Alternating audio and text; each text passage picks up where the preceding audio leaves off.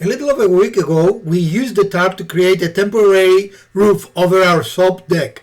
And today, as we promised, we're going to discuss if that worked or not.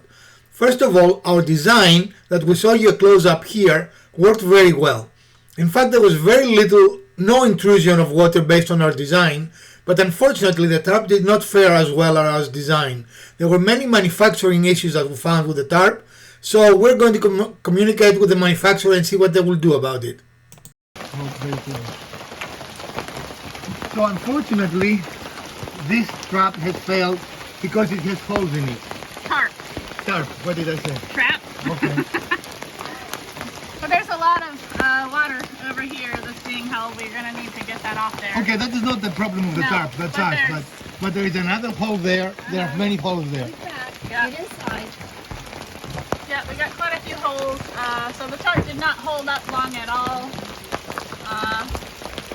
So not good. Not good. So our design here worked very well. There is not a drip of water. There is no moisture at all. Everything held as well. The tarp stretched instead of actually tightening it with sand, right?